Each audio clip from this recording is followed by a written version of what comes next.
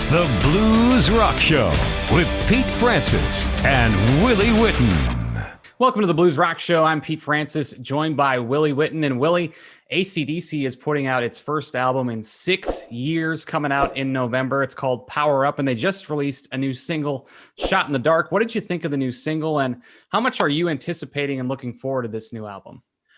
I took a listen to the new single, Shot in the Dark. I thought it was pretty good.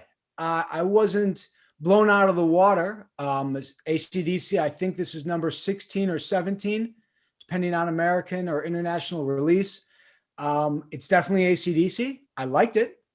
I'm not going to, shout its praises from the mountaintops. It's good. I like the listen. I listened to it a few times.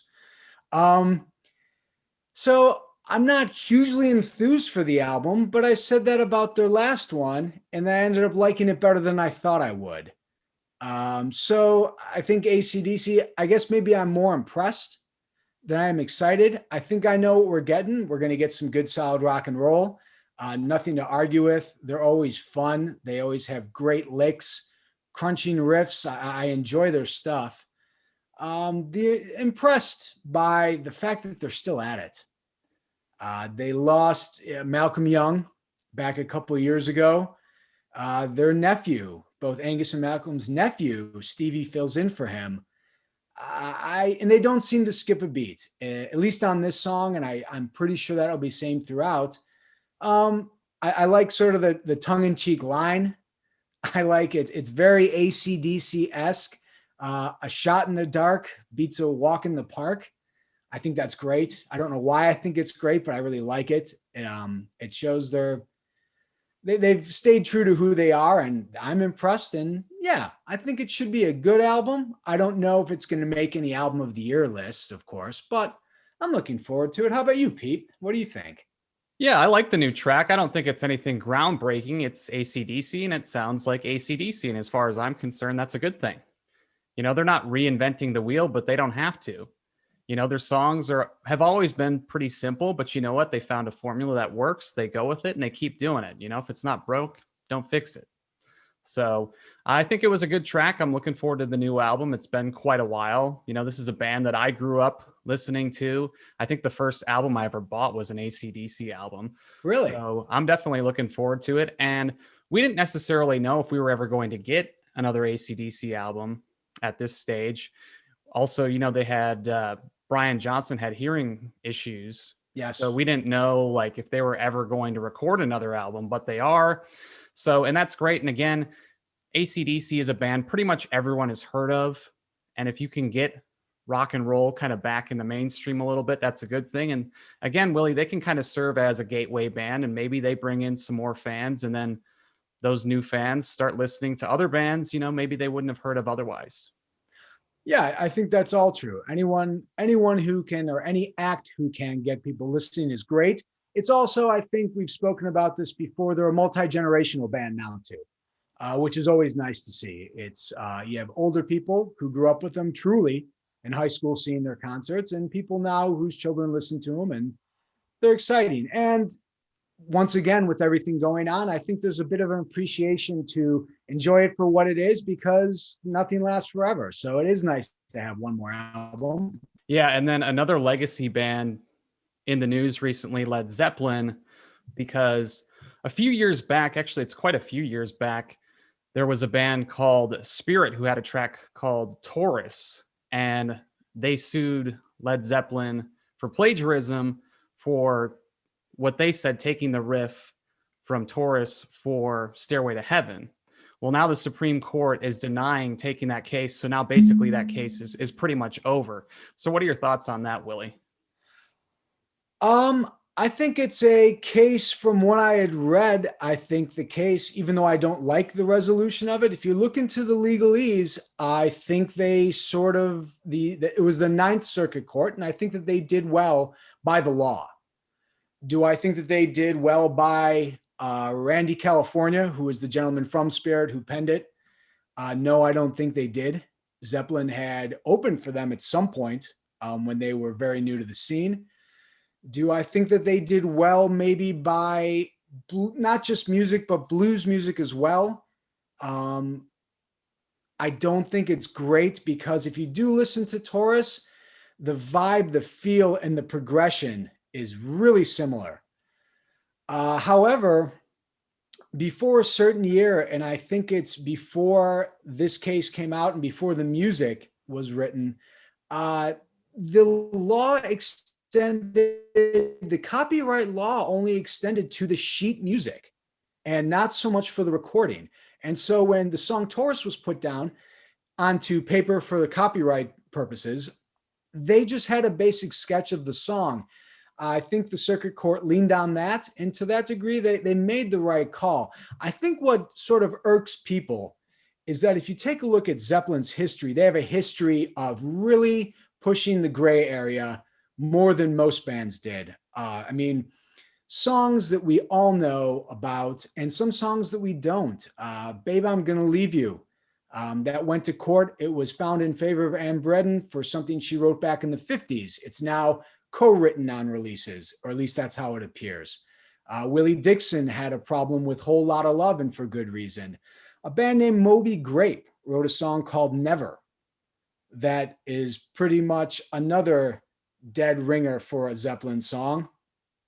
You have Howlin' Wolf's Killing Floor, I believe, is the Lemon song. The list goes on and on.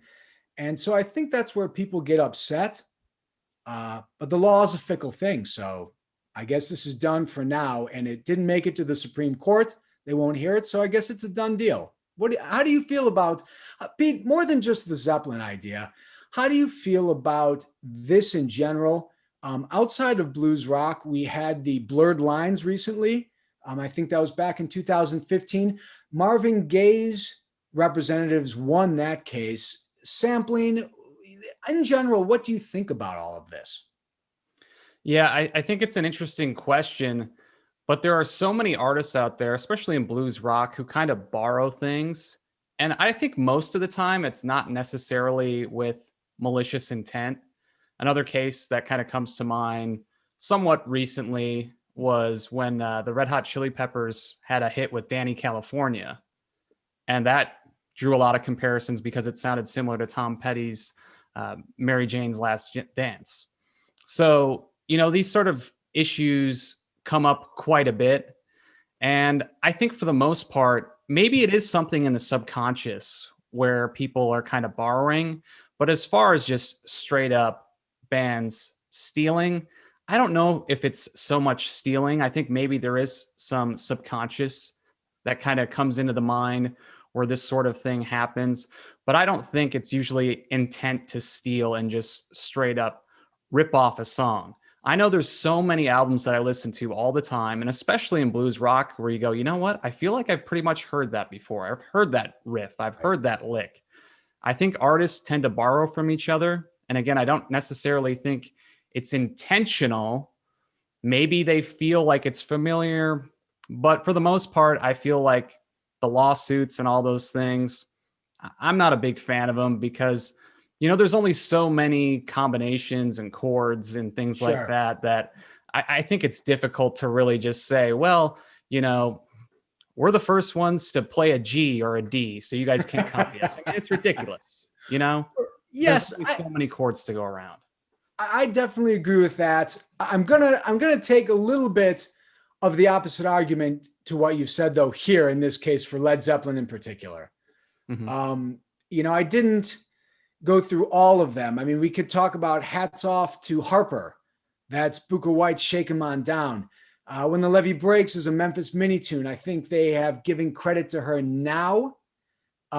There's Dazed and Confused. I think that was by a Jake Holmes, who now the credits say inspired to, but they didn't originally.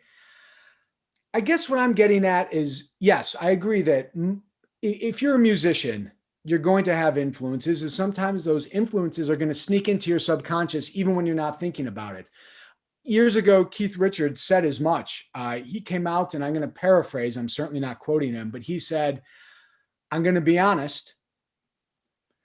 We listen to a lot of Chuck Berry. We listen to a lot of Little Richard. So if we have some of those riffs, they're in there, but we didn't do it purposefully. Yeah. Zeppelin, to me, the Page Plant combo they've always sort of not really said something like that. They've always taken the defensive, and a couple times they've settled out of court, which is, I'm not saying that they were at fault. Sometimes it just makes it easier. But there's a little bit about Zeppelin that I feel that I'll put it this way. I think they took it to heart when Picasso said that good artists borrow, but great artists steal. And I guess I'll leave it with that because I still love Zeppelin. I don't want death threats coming to my home, but I'm going to take it on this side that I think Zepp has a bit of intent to take here. Okay. All right. Well, we're gonna switch over to another somewhat controversial topic, and this is cell phones at shows. And obviously, these days, pretty much everyone has their cell phone at a show. But the issue is when venues want to ban those cell phones, or artists who are against fans having cell phones. Willie, kind of, what are your thoughts as far as fans bringing cell phones to shows and pretty much using them throughout the course of a show? Well, fans are going to be bringing cell phones to shows. They are. I think that in different settings, different genres, the behavior with phones is different. I've read some reports that they've done studies and they've estimated that in age groups from 15 to 25, almost a third of that age group spends their time on a phone during a show, which I don't get why you'd go to the show to look I don't at get your it phone. either. Right? I don't understand that, but I don't know. I think the bigger issue that has come up is within classical styles, whether it's the opera, classical music, musical theater. The big problem is that they are quiet arenas or halls, I guess, and they are disrupted by an errant phone call.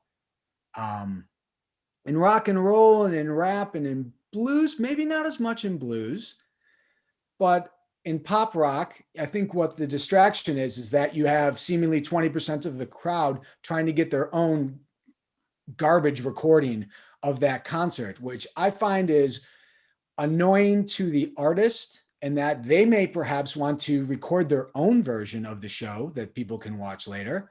I think there are certainly stipulations that I think say that you have to apply to be able to do that, even though now people do it as it's a right of theirs. But as a viewer and a concert goer, I don't really like having to, peer and weave and see over someone's phone and the lighting. I don't like it, but I don't know. What are you going to do about it? What would you do about it? Yeah, I think, it is an issue when people are raising up their phones and then the person behind them can't see. That's a problem. But the other issue is the fact that you're there to enjoy a concert. If you want to watch it on a screen, stay at home and watch it at home. The other factor with taking out the cell phone and recording a video, how often do you actually go back and watch that video again? Because honestly, for most people, that recording's not going to be that great. No. And there's probably somebody at that show who's got a better video than you that's going to post it on YouTube anyways. Right. I've heard of a company, and it's been tried out. They're called Yonder. And what they essentially do is you go to a show, they give you like a little pouch. And they don't give it to you. You are made to put your phone in the pouch. It locks. When you leave the concert, or if you come out into the aisles or to the bathroom, you can unlock your pouch to take a necessary phone call. Jack White, I believe, has tried it. Alicia Keys has tried it. I have not been to any of these shows. What do you think about that as a solution? Do you think that's overstepping on the venue or artist parts, or are you in favor? I think it is overstepping a little bit, because if you do go to a concert, I have no problem, early on in the show, you want to take a photo, something to remember the day by. I think that's great. I think the issue is when people have their phone out the entire show. Right. Because then it's just, you're not even really there and enjoying the experience. A concert is an experience that you really need to just take it in, enjoy the music, enjoy the moment.